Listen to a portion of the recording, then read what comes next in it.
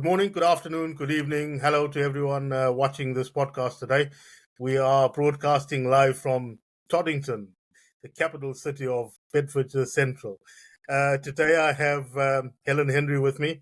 She's a confidence coach, and she's going to tell you all about her business, where she started, the challenges along the way, and where she is today. So, Helen, thank you for joining us and welcome. To start off with, Helen, first of all, just introduce yourself, because I'm not very good at doing that sometimes. And then I'll give you your first question. Perfect. Hi, everyone. I'm Helen, and I used to be a teacher. And then from being a teacher, I went into being a tutor, and then a tutor into childminding, and childminding into coaching. And basically, they all have one thing in common.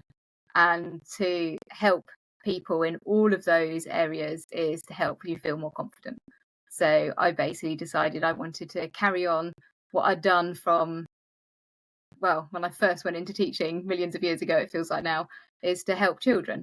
And then it moved on to actually, I want to help adults who are held back by sometimes that thing in, maybe that even happened when they were a child, and they need to move past that to feel more confident in their life, to feel confident within themselves, and just feel content and happy in life. And everyone deserves that. So yeah, I basically work with businesses and riding clubs, because I'm an avid horse rider, and individuals from all walks of life. Excellent. About it, I think. Well, thanks for joining us, Helen. It's a pleasure to have you on today. So where did your journey start? I know you did, a multitude of different things there, and that's always gives you a good source of information and good reference points. What would you say drove you into this, to get into confidence coaching? Do you know, in a backward way, I didn't want to go back into teaching. So I was a qualified teacher, and I taught PE for years, and then I went in an outdoor environment and I taught climbing and caving, and that was all wonderful, that encouragement of getting children up the wall, basically, and they were really scared, and I really loved that confidence building. So I think it began way back when I was working with kids. And when my children were at school, I was like, actually, I don't want to go back to teaching. I want to work with adults. And so the drive began on, well, what have I got? What's my knowledge? What have I done all my life that can then help adults? And I was like, well, I've taught all my life. I've coached all my life. Let's get into confidence coaching to allow adults to feel confident in everything they do, not just maybe in one or two things. Yeah. So that's kind of really where it started. And I've been coaching now, purely coaching for the last, I think it's about 4 years, just on confidence coaching.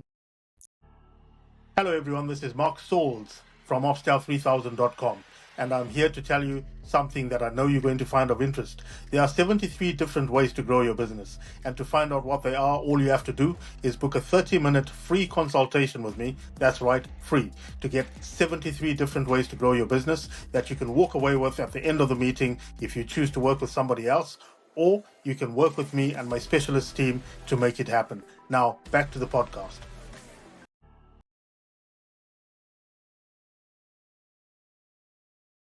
Yeah. So, the types of businesses that you work with, is there a certain sort of niche that you work with, or is it across the board? How does it work? So there's a couple of areas, but it's mainly with horse people. So I work with riding clubs. So I've contacted lots of riding clubs across the UK. And now I work with a riding club, say, I've got some in Surrey and Sussex, Bedfordshire, obviously, quite a lot of them around our area, all the way across the UK, and helping riders feel confident out of the saddle so that they feel confident in the saddle. I'll go off on a tangent in a bit of horses, but basically horses feel what we're feeling. And if we want to ride them and we're feeling nervous, they pick up on it. And it's almost like they're like, where's the lion? What's scary? What's happening? They're a flight animal. So if we're riding them and we're scared or we're nervous or we're preoccupied with work or something's happening, our horses pick up on it and then they get spooky. And then we get no more nervous because our horse is getting more nervous. And then it's this vicious circle. And people who love horses end up not riding because they're scared. And actually, there's no need to be scared. If they felt more confident within themselves, they'd be able to ride and love what they're doing much more. Yeah. So there's one tangent. So there's one Yeah, area that's that I work fine. with. That's fine. The floor is yours. You keep going. Yeah. So And then I've been working with businesses. Sorry, we've got a bit of a. This is what happens every so often. We have a slight delay in what someone is saying. So no, you go ahead, Helen. thank you. Yeah, so I also work with businesses predominantly in the farming industry. So where maybe women are a minority because it's predominantly a male-dominated business, I've been helping women feel more confident in their job role and in everything that they do as well. So that's another area. And then individuals, just any individual that may be linked to the love of outdoors or horses, walking, because I do walk and talk coaching as well, and I go out with people and we just help them in their life to feel more confident. And it's lovely when you go out for a walk and you use nature as a co-facilitator for healing, basically. And Yeah. that's the other area. So I think we're there. Yeah. With horses, I mean, I have ridden horses before. I quite like them. I just don't like to ride or do anything outside when it's cold. So, when it comes to things like people falling off horses and getting back on again, the thing I can liken that to was when I got my first bike at the age of 4, I think. And at that point, I was in doubts about whether Santa Claus existed or not, because I got up out of bed because I needed the bathroom, and I just happened to see my grandfather putting a bike under the tree. And of course, back then you wouldn't say anything in case you got it wrong and Santa never visits you ever again. So it was at that time, my first bike that I rode. We were having a bike race outside, myself and a friend of mine. This is in the depths of Southern Africa. And I fell off my bike, and it took me ages to get back on that bike again. How does that, when people come off horses, I'm pretty sure people do fall off horses every so often. It's quite a height to fall from. And I suppose depending on what the horse is doing at the time, if it's running, then it's even more scary, especially if your foot gets tangled up in something. How do you help them get past that? What's the sort of process? Hello, everyone, and thank you for listening and joining this podcast. My name is Mark Sauls from OpsDel3000, and I have produced a course that will change your leadership journey and take you towards success in a much more holistic way. My course gives you practical applications of the different leadership principles and also gives you an experience of journaling your journey so that you can reflect upon it and make adjustments as you go along. There are many millions of leadership courses out there. Mine is based on the successes of very successful leaders and also the hardships that they came across. It also documents my own leadership experience, my journey from the shop floor into a senior leadership position, the mistakes I made, the learnings that I took from those mistakes, and the superpowers that I developed from them. I say superpowers because they're really simple, but they are absolutely life-changing in terms of your leadership journey. So I do encourage you to take the course, complete it, and get your certification at the end of it. Now, I'm also the author of 2 books, So Many Ways to Get What You Want and The Traits of Successful Leaders. These 2 books not only give you the tools for becoming a successful leader, but they also go into great depth in terms of influence and persuasion, which is a much overlooked tool in the leadership realm. Now, thank you for listening. Please do take the opportunity to read the books and do the course. Now let's get back to the podcast. Yeah, it's one of the most common reasons actually that people come to me with horse-related problems is the fear because they've had a fall or something traumatic which has scared them. And it's basically going back to that experience. So there's a couple of things that we do. We go back to the experience and we do what's called an eye integration. I'm an NLP master practitioner, so I use lots of NLP techniques. And the eye integration is incredible because we go back to that experience. And basically, when you've had a trauma like that, our memory hasn't managed to file it in the correct way. Our brain hasn't managed to get it, and there's a block somewhere. And when we go back to those sort of situations, we can then refile that situation and see it in a different light, so that you might actually experience something that means, well, I was actually doing really well until that moment. I was really enjoying it until that moment. Or when I fell off, I did everything I possibly could. It wasn't my fault. And people see things that otherwise they wouldn't have maybe noticed if we don't go and explore it a bit more. So I think that's one area that's really important. Another area would be creating some kind of an anchor so that they can have the confidence to ride in a happy state. So instead of getting on the horse and being scared, I will build up like a physical anchor. When for horse riders, we often squeeze like your thumb onto your finger, so it would be just off the reins. And then the idea is when you press that anchor, as we call it, it will send like a jolt. What's the word? It'll send a message to our brain that will then tell us, remind us of a lovely visualization of when you did something amazing and you felt calm and confident in control of it, so that you're in a really good state to be able to do whatever it is again on that horse. So they're the two main areas that I would start with them. Yes, I also do NLP. I started doing it in 2014, I think, and there's lots of it helps you change many different things. Helps you examine your own internal belief system and how that drives your behaviors, your self-sabotage and all that kind of thing. In terms of resource anchoring, which is what you've described to me there, and there's another one called the fast phobia cure or something, which I found to be very useful in so many different situations. Are there any particular ones that you favor apart from the resource anchoring? I quite like doing parts integration. When you sort of say, I really want to ride, but I'm terrified. Or I really want to wear my jodhpurs, but I'm too fat. That's the one I get quite a lot with riders, because the riding clothes are not very attractive at times. You often have to wear white or cream. And I'm sorry, but a lot of the women I speak to are, 35 plus, had children, aren't what they used to look like when they were 20s and flying around in their nice tight jodhpurs. And so you do get this whole kind of parts integration thing where it's like, I really want to go and compete, but I don't want to wear, that outfit, or I look horrendous in what I'm wearing. How can I possibly ride?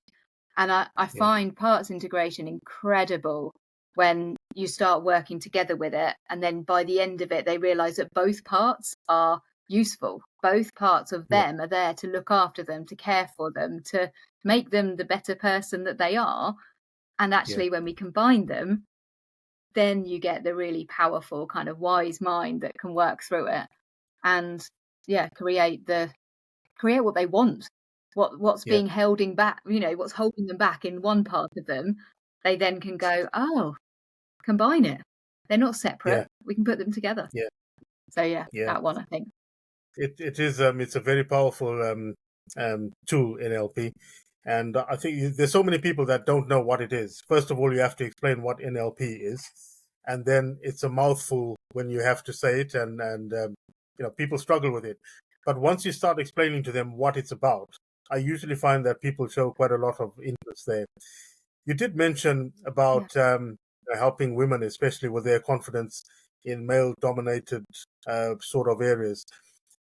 How successful would you say that is in terms of, I know it's going to be successful in terms of helping the women get past certain things, but what kind of resistance do you get, if any, from from the male side of things? Well, to be honest, at the moment, I haven't had any resistance from the men. They've actually been really supportive, which is lovely because I went into it maybe naively or stereotypically thinking that I would get people not wanting to and being sort of, oh, I'm going to throw stereotypes here, but, stiff upper lip, oh, come on, you're all right, just get on with it, you know. And they haven't. They have actually recognized that the women in particular certain male-dominated businesses did need more help. And it wasn't necessarily the resistance of the managers I was getting from. It was the women that were struggling with other workers that Yeah. weren't treating them equally. They were expecting them, well, in certain farming communities, they didn't want to listen to them because they were women. It was quite Mm, old-fashioned. yeah. And then there were other farming communities that were amazing, that were all for looking after the women and pushing them and promoting them and listening to them and helping them. But there has just been certain cases when young females have come into a job that's higher up than Yeah. other people, and it hasn't been appreciated. So the managers all recognised that, and they were working with the other people. They wanted me to come in to keep the women feeling confident and not be knocked by some of the attitude, which Yeah. was uncalled for. And everyone knew it was uncalled for apart from those certain individuals. So it's been Yeah. brilliant. It's been, successful. Strangely enough, I saw something on Facebook just the other day, and I scrolled by it because I couldn't bear to read it anymore. There was a woman on there that was basically telling, she put a post on there saying that a mother-in-law that can't show respect to her son-in-law is teaching women how not to submit to their husbands. So it wasn't about respect; it was about submission. And I thought it's 2024 now, and there are still people with that kind of mindset that women must be subservient and submissive to their male counterparts. And the fact that it's on social media is even more scary because the amount of people that will probably read that and take that in from a disinformed point of view is tremendous. Is there anything Yeah. that you find, like women's groups that are active in terms of helping women develop their confidence? Do you find that those exist, or is there something that needs to be pushed a bit more in different places? To be honest, I think it needs to be pushed more. Um, the reason I went into the equine world is I couldn't find much out there for the support of women in the equine world. And Mm, to be honest, it's quite a harsh world to be in, and it can be very unpleasant. There's I don't know, a bit of an attitude around it sometimes of, um, my pony's better than you, I'm better than you, oh, look at her, she can't ride. There can be some really nasty, well, there's nasty people in every every yeah, area, but yeah, generally with horse riding, you get a lot of women, and you put a lot of women in a yard trying to do the best that they can in the hobby that they like. It yeah, only takes one or two people to say some snide comments, and you yeah, feel rock bottom. And then you don't want to ride. You don't want to ride in front of other people because you're feeling self-conscious. And then you don't ride as much. And then when you do ride, it's not as good because you haven't been regularly riding. yeah, So from the equine world, there isn't enough out there. And I go from the clients I've got are, just the everyday person up to yeah, international show jumpers. And so yeah, it's not just the small world that you just think is, oh, well, it's just at the yard round the corner. It's everywhere. And yeah, it's that whole be kind. People just sometimes need to be more kind and just mm, before they say that comment that just isn't necessary. So yeah, yeah, for the equine world, they're definitely, it's better, but there needs to be more. yeah. It's amazing how you can be in so many. I'm from a production engineering kind of background, and the similar things exist. even when I was still working on the shop floor before I went into a management or leadership position, the same thing would happen. You'd have comments made about a certain way you've done a job, not from a constructive point of view, but from a demeaning point of view. And I worked with quite a few ladies that were very few. They were a minority in the engineering community, but they were really good, very good at what they did. And because they were in the minority and they were women, they always did a lot more than what the men did. In fact, so many times I've seen them doing work and you think, wow, how is she actually doing that by herself without getting any help from anyone? And it's because they're constantly under pressure to outperform their male counterparts, which I think it's something that is dealt with at a superficial level in terms of policy and all that kind of thing. There's always something written down in the HR policies about equality and diversity and gender equality and all this kind of thing. But that's where it lives. It lives on that piece of paper in someone's drawer that you have to look at. It's not something that's been embedded in organizations yet, or in a lot of the organizations that I've seen. Yes, great efforts are made in many places, but I think we're still on a superficial level in lots of different areas. You mentioned something interesting about horses. Sorry, go ahead. No, I was just going to say, one of my clients, in fact, two of my clients, they're working in a business and they are in the same job as a male counterpart and still get paid less. Yeah. And I couldn't believe it. I thought, in this day, this modern day, how is that still a thing? And unfortunately, it is. Yeah. I think there was some TV presenters whose names I won't mention, but that was the case. I think these two had worked together for many years on a well-known program, and after so many years, they discovered that one of them, the lady was still being paid less than the male counterpart. And I use this analogy quite often. I used to watch the England men's team, football team, quite a lot. I've watched them for years, even before I came to the UK.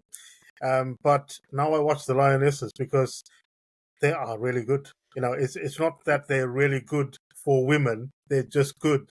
And I'm pretty sure that if they played the men's team at some point, they'll give someone a shock. And that doesn't just apply to football. I think that applies to so many different things. It just becomes more than a life's mission to make that a reality. Because while lots of people talk about it, and I'm sure there's lots of podcasts out there and broadcasters that will be promoting the idea of equality and all that kind of thing, it seems to live on the internet or in a book or in a policy somewhere, but doesn't actually come out and become a reality in organizations. So I think all we can do with that is our best to promote it and call it out when we see it happening, because there's a tendency sometimes to play the safe game, sit on the fence, don't say anything about it in case you ruffle feathers. But I think feathers need to be ruffled sometimes if any meaningful change is going to happen. So you mentioned something earlier quite interesting about horses and how they sense the emotions and stuff. It's something that many people have said. I don't think I've ever noticed it myself. Is there anything that you do with the horses? Do you train them as well, or do you just deal with confidence for their riders? No, I ride myself, but I don't actually. I'm not a riding instructor, so I wouldn't actually work with the rider as they were riding. Yeah. It's all out of the saddle work I do. Yeah. So you based most of your work you say you do that across the country. It's not just Toddington based things like that. Have you got any aspirations to go global? Have you got an online presence for your confidence work? Yeah, I mean, I'd love to be the person that was like the go-to name in the equine world. It's like, oh, I've lost my confidence. Okay, you need to phone Helen. So yeah, that would be amazing to keep growing and growing and growing. But there's so many riding clubs in the UK that I haven't yet even got to. So it's a growing. I am getting there as I'm growing and growing and growing across the UK. Yes, there is an online presence. I'm on Instagram and Facebook, got my own Facebook group, got my website. But I can basically talk to anyone anywhere, which is the incredible thing, isn't it, about being able to talk online, which didn't used to happen. So yes, I'm local with certain people where I do my walk and talks, and some people might ride with me on their horse and I'll walk by their side, but I can do anything and go anywhere. And it's really exciting to think how far across the world you can reach when, when you want. It's just incredible. Yeah. So tell me a bit about what was going on during the lockdown years. The lockdown years was when it all began. That was basically when I couldn't coach anymore. I couldn't go out. I was purely a walk and talk coach. So I would go and meet my clients and walk with them using nature as a co-facilitator. And I was all about, connecting with yourself, nature, and the world around you and yourself. It was all about connecting with everything around you. And suddenly I was like, oh, well, we're all stuck inside. So it had to become online. And actually, I love it. Absolutely love having that opportunity to not be stuck geographically within Herts, Beds and Bucks, because that was all I had. That was like my client base was 3 counties. And suddenly it was like, oh, actually, there's horse riders all over the world. There's mums. I initially started with working with mums. All of these women all over the world that are then stuck inside at lockdown and need help. So it was I was lucky through the whole experience. I didn't have anything horrible happen. My kids were at home because I worked online then. I could stay at home with them. They liked going out for walks every day. And so, we were lucky that lockdown for us didn't have a negative impact. It really just helped us connect as a family even deeper, and my business grew. So it's all good. I think lots of positive things came out of lockdown, and I think a lot of things are a matter of perspective. So we were living in Luton during that time, not far from the town centre, probably about 10 or 15 minutes walk and 5 minutes by car. So we're quite close to the town centre, in quite a heavily populated area, and being locked in was not the best thing for anyone, because we were both used to commuting to work every day.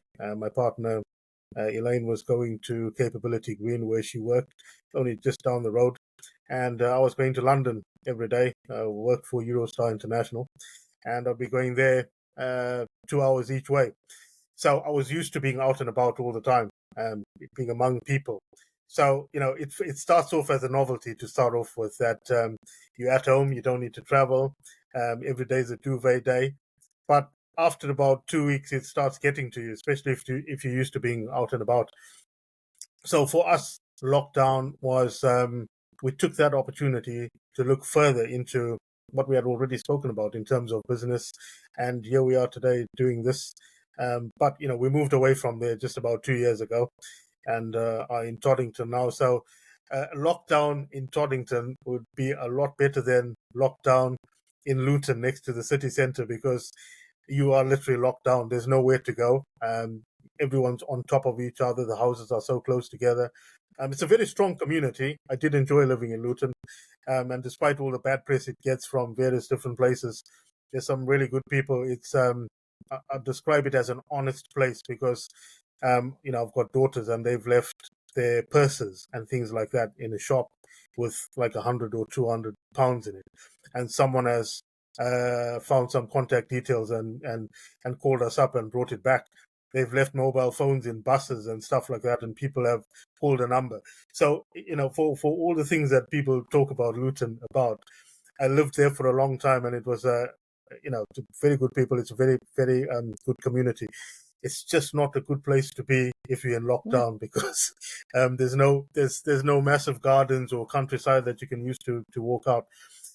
In terms of mental health and things like that, Helen, how you mentioned that at least you're able to, go out and walk in the countryside and stuff like that.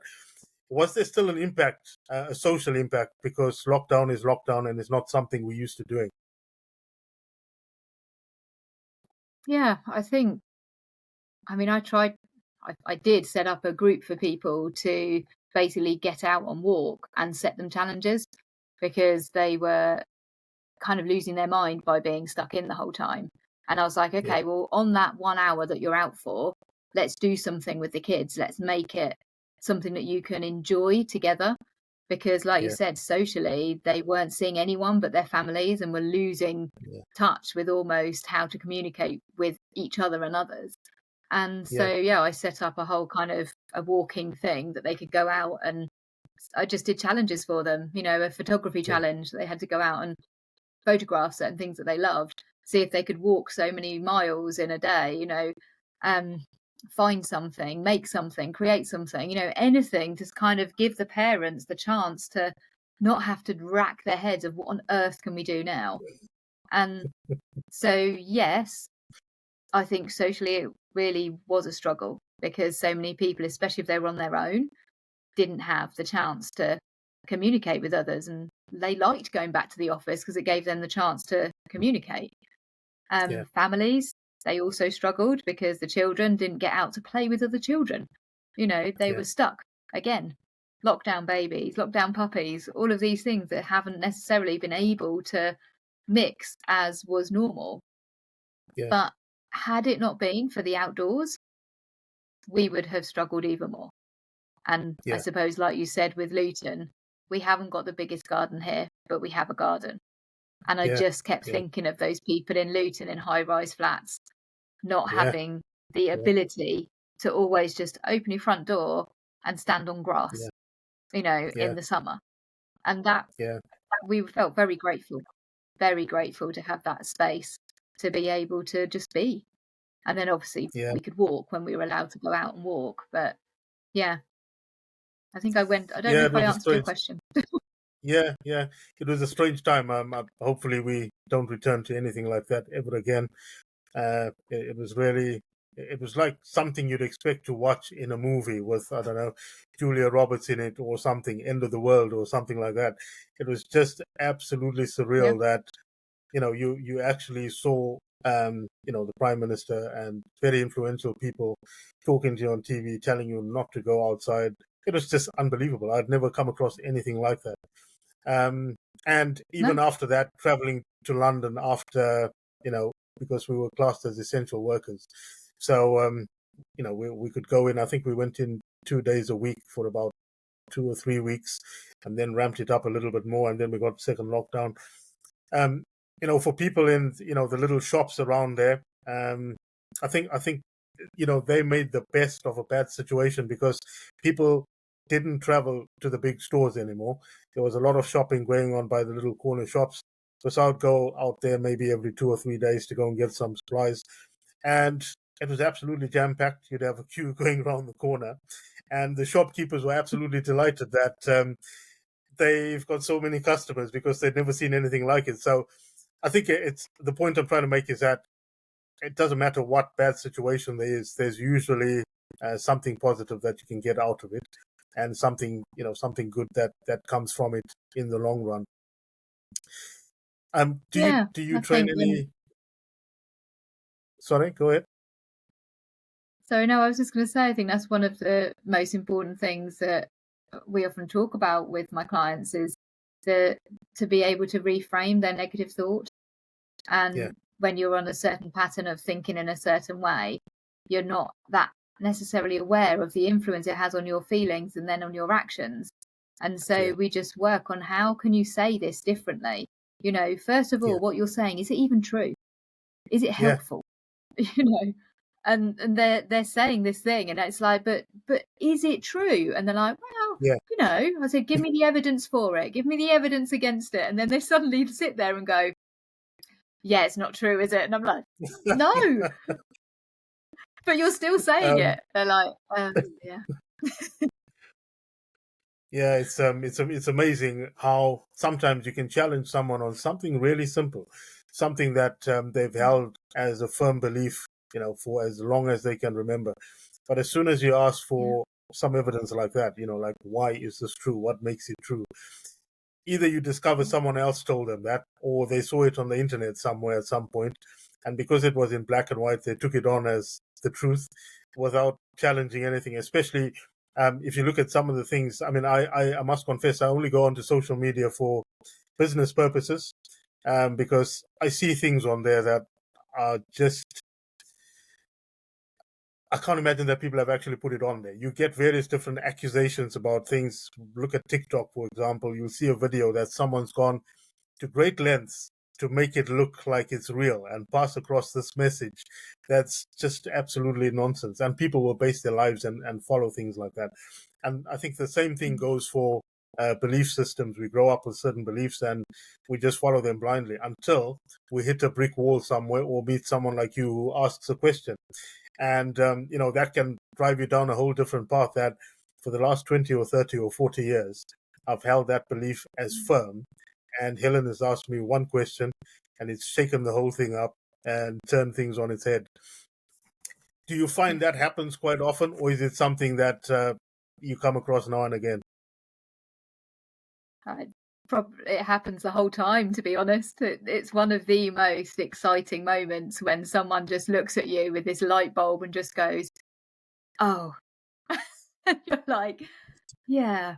And it's emotional, it's empowering for them. And it's a privilege for me to be part of that journey when you sort of suddenly see that you've just asked a certain question and they've just gone, oh. And then we do timeline technique as well, which you may have come across, and going back in time and just really exploring something that happened, maybe to find that root cause of whatever that belief is, and then going and visiting it and them sort of seeing it in a different light as an adult, not a child.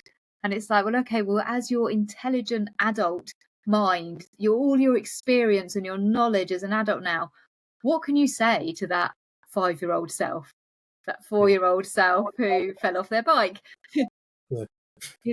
It's important to go back and just see what they can now see as an adult, and how maybe the situation was not as they remembered it.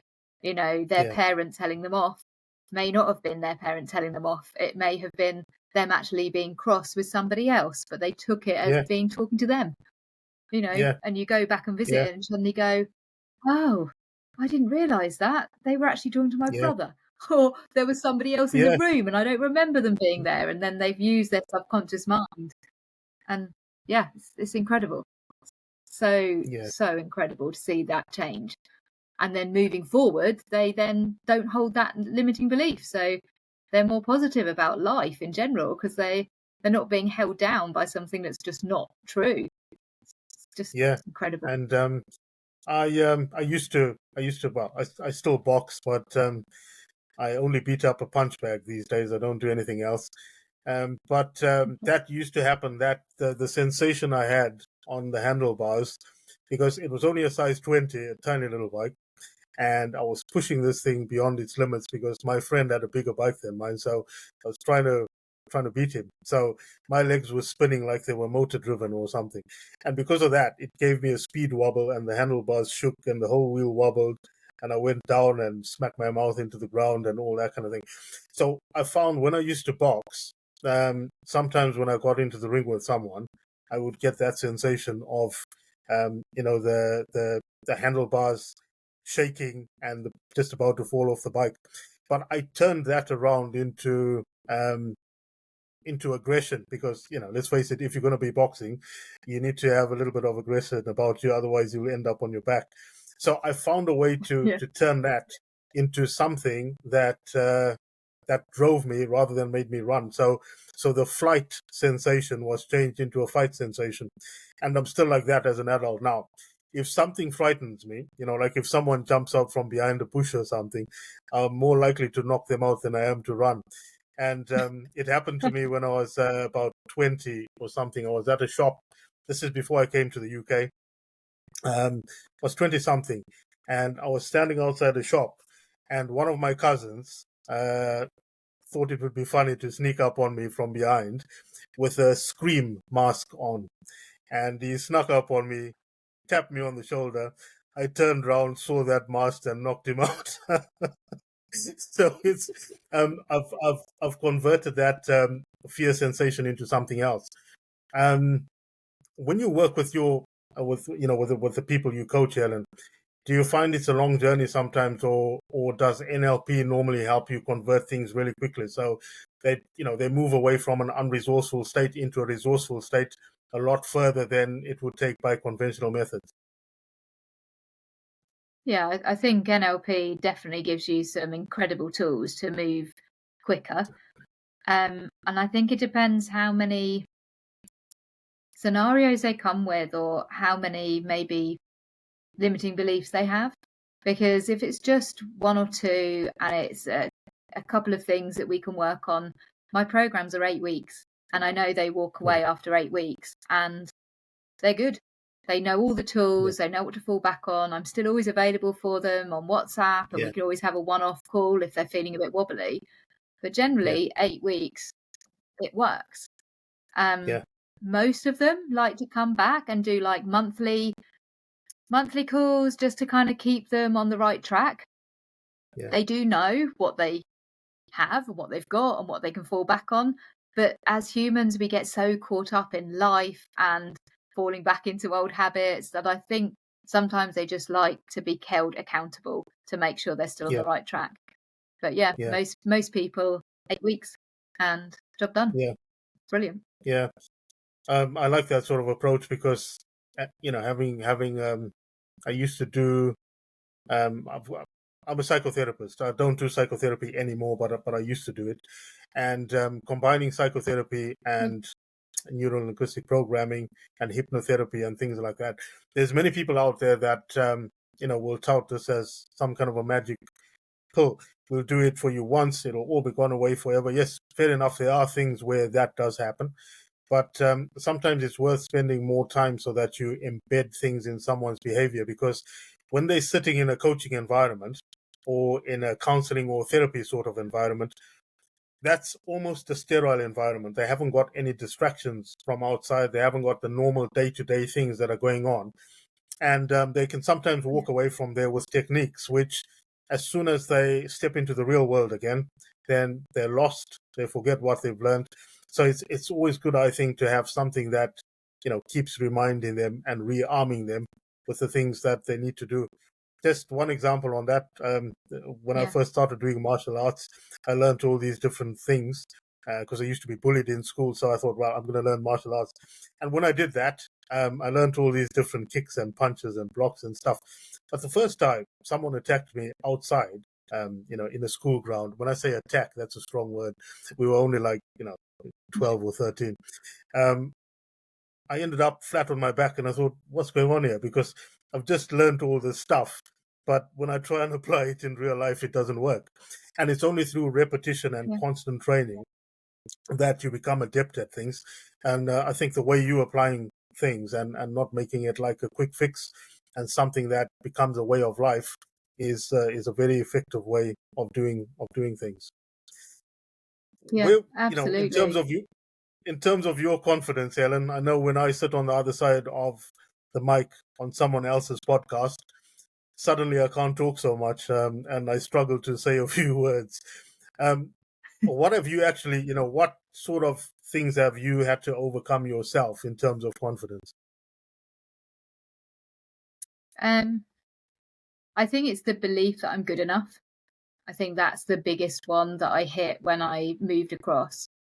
But when you are a teacher and you have been teaching for years, you're permanently performing. So often before things like this, as I said to you, I was like, oh, I'm a bit nervous. But once you get on, you just click into some kind of teacher mode, and it's just like, boom, I got this. I can talk. It's fine. I'm relaxed. So yeah, these sort of things I actually enjoy doing. I find them fun. The belief factor, though, for myself, I've actually created a lot of the NLP techniques for myself, and I use an anchor the whole time. I have a confidence anchor, which is a clenched fist. And it goes back to when I played piano, and I must have been, gosh, maybe 10. And I did a piano concert, and I looked at my mum and I said to her, I'm going to win this.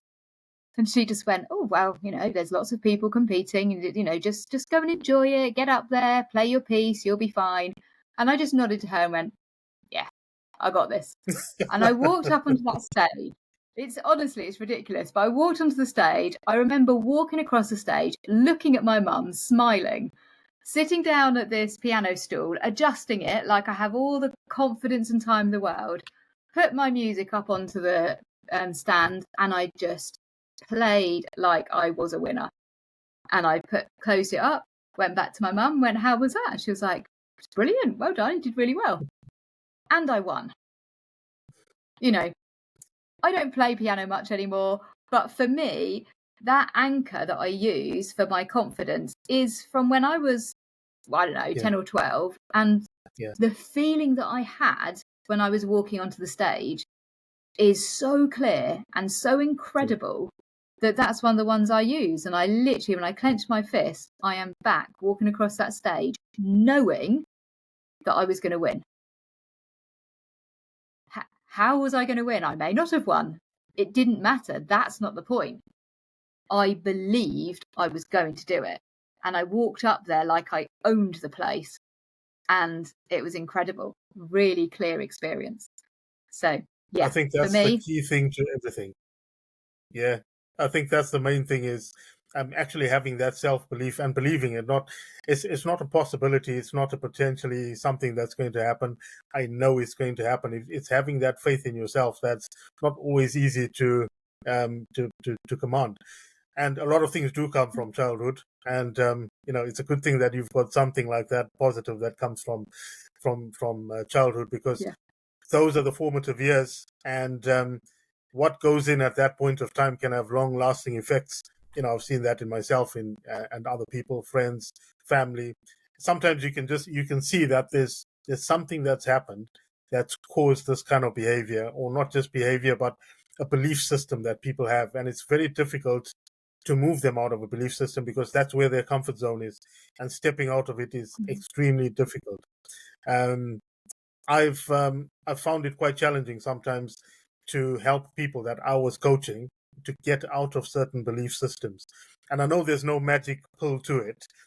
But, do you have, I'm not going to ask you what it is, but do you have a certain framework that you use when you are coaching people out of these things? I know you use the NLP techniques, but have you got like a standard operating procedure, for example? First we'll do this, then we'll do that over the 8 weeks. Yes, quite loosely, because through NLP, I'm also a core renewal therapist, and using both of those techniques, I think it depends on the person that comes to you.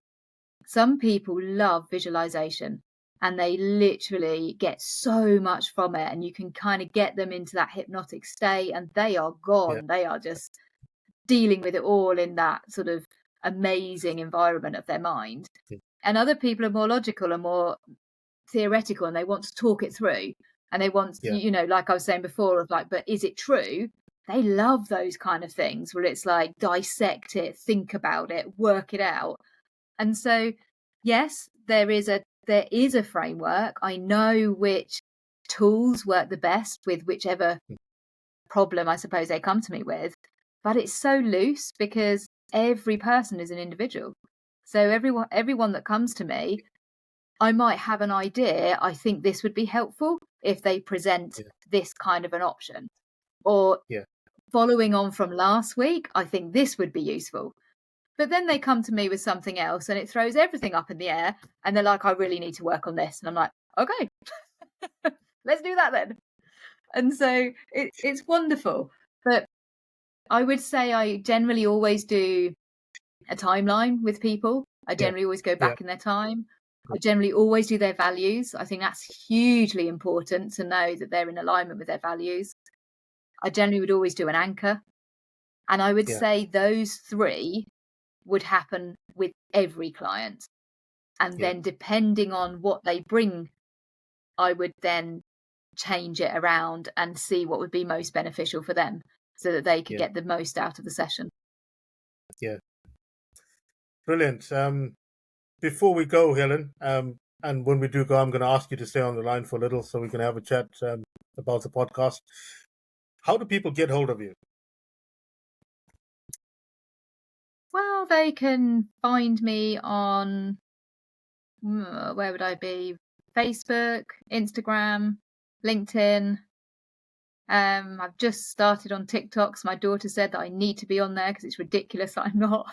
So she's become my marketing manager for TikTok because I'm not great with social media. So yeah, they're taking over for me. The kids are going to become my marketing managers when it comes to TikTok. But yeah, I should probably be out there more. But yeah, they're the general ones. And it's Helen Henry, confidence coach. What I will do, I'll get all your.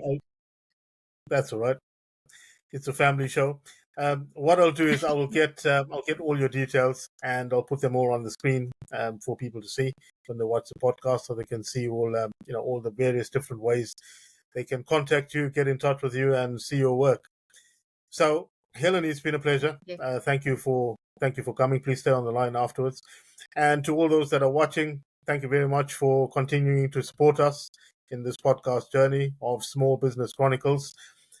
So until the next time, this is Mark Sauls from OpsDel3000 and Helen Henry, confidence coach, out until the next time.